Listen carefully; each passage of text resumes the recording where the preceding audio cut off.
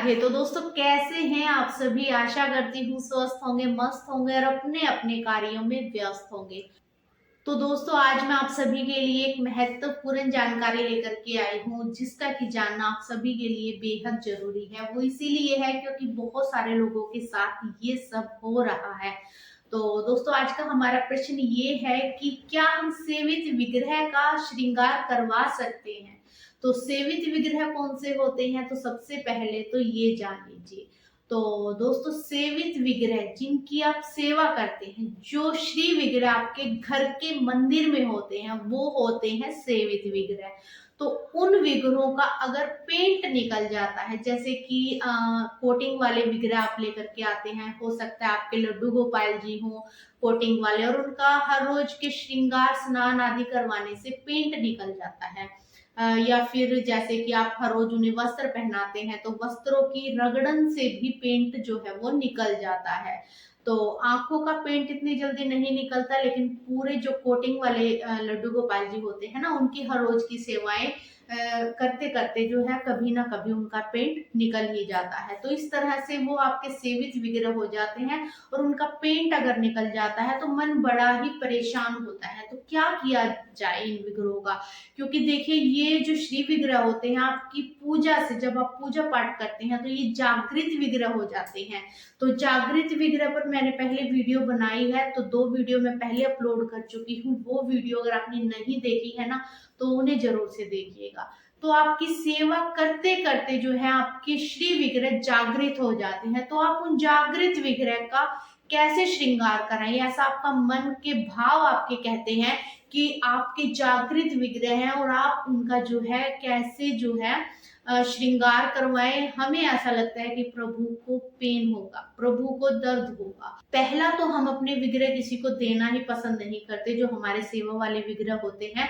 हमारी कोशिश यही रहती है कि हम अपने सेवित विग्रह केवल अपने पास ही रखें और स्वयं ही उनकी सेवा पूजा अर्चना जो है वो करें। लेकिन कभी ना कभी तो जो पेंट वाले जो गोपाल जी होते हैं या पेंट वाले विग्रह होते हैं, उनका पेंट निकलता ही है। या फिर कई बार ऐसा भी होता है कि जैसे कि ठाकुर जी की आंख है ना, वो निकल जाती है। तो हर रोज के स्नान श्रृंगार वगैरह आप करवाते हैं, हर रोज जल उन पर जो है वो डालते हैं, तो कभी ना कभी ऐसा जरूर से होता है, किसी ना किसी के साथ ऐसा हुआ भी होगा। तो उनकी आंख जो है वो निकल जाती है। तो कैसे क्या करें? हम बड़े विचलित हो जाते हैं। तो हमारा मन बहुत ज्यादा परेशान हो जाता है कि हम अपने ठाकुर जी का अब क्या करें। किसी और को देने का मन नहीं है, ना ही उन्हें ठीक करवाने का मन है। और ऐसे हम रख नहीं सकते, क्योंकि बिना एक आंख के या फिर बिना श्रृंगार के प्रभु देखिए सही नहीं लगते। तो बड़ा मन विचलित हो जाता है। तो दोस्तों देखिए, पहले तो मैं आपको बता दूं कि जो पूजा पाठ होती है ना, वो भाव से होती है, भाव से जुड़ी होती है। तो हम हर कार्य पूजा पाठ में भाव से ही करते हैं, खासकर ठाकुर जी का। ठाकुर जी की जितनी भी सेवाएं होती हैं, वो सारी की सारी भाव से होती हैं। तो हमारे भाव इतने मतलब कि प्रभु को लेकर के इतने भावुक होते हैं कि हम बस देख ही नहीं सकते कि प्रभु के साथ ऐसा कुछ हुए। लेकिन क्या करें, हमें देखना भी पड़ता है जब कुछ ऐसा होता है। तो इसीलिए मैंने ये वीडियो बनाई है, ताकि आप जो है इस वीडियो के माध्यम से ये जानकारी जान सकें। तो अगर आपके ठाकुर जी की आंख निकल गई है, तो फिर आपको करना ये है कि ट्यूब फिक्स वगैरह से जो है आप आंख चिपका सकते हैं।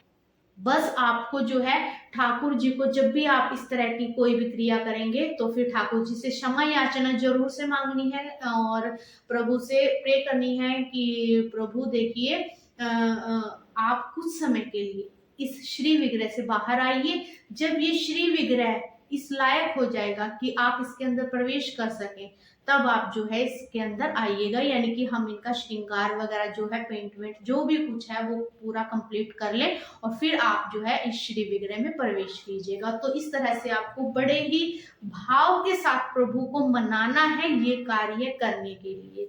तो इस तरीके से क्विक फिक्स के साथ जो है, अगर आपके पास आंख है तो वो चिपका लीजिए। नहीं तो आप मार्केट में जहां से प्रभु के श्री विग्रह मिलते देते हैं, वहां से भी आप जो है जाकर के प्रभु की आंख लगवा सकते हैं। उनके पास आंख वगैरह जो है वो होती है।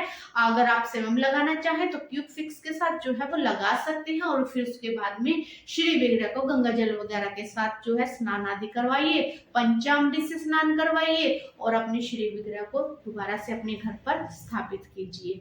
तो इस तरीके से आप अपने सेवित विग्रह की आंख वगैरह लगाइए। अगर पेंट निकल गया है तो पेंट करवाने के लिए भी आपको सेम यही प्रोसेस अपनाना है। तो पहले आप प्रभु से क्षमा याचना मांगिए, फिर उसके बाद में जो है अगर आप पेंट स्वयं करना चाहते हैं तो स्वयं कर लीजिए अगर आपको आता है।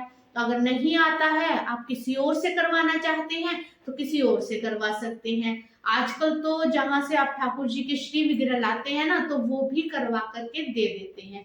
तो वहां से आप जो है ठाकुर जी का श्रृंगार पेंट जो भी करवाना चाहे करवा सकते हैं।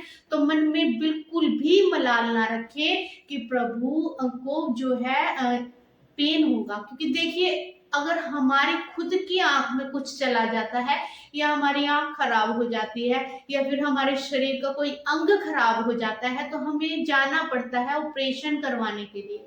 तो बस आपको मन में यही भाव रखना है कि हमारे ठाकुर जी का भी हमने इस प्रकार से इलाज करवाया है ना।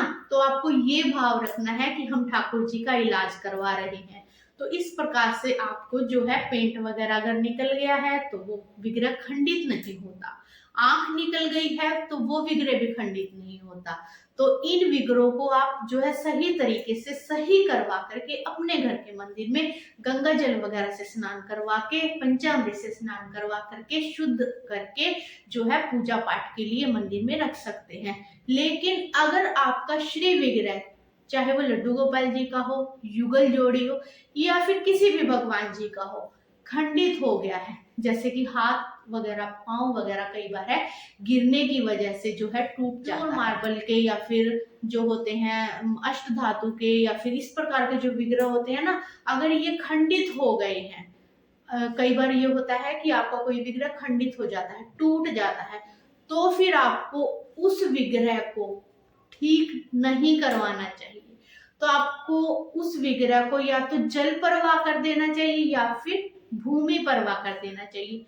भूमि परवाह करने के लिए बहुत ही आसान विधि है। आप भूमि में गड्ढा खोदिए और वहां पर श्री विग्रह जो है वहां पर रखिए और ऊपर से मिट्टी वगैरह डालिए। तो इस प्रकार से आप श्री विग्रह को जो है भूमि परवाह कर सकते हैं। और पहले के जमाने में यानी कि पहले के वक्त में जो है ज्यादातर जल प्रवाह ही किए जाते थे, लेकिन आजकल जो है वो जल नदियों का जल जो है वो गंदा हो रहा है और पोल्यूशन बहुत ज्यादा बढ़ रहा है। तो इसीलिए जल प्रवाह करने के लिए मनाही की गई है। जमुना जी हमारी बहुत ज्यादा गंदी हो रखी है, तो इसीलिए कोशिश कीजिए कि भूमि प्रवाह ही करें सभी विग्रहों को।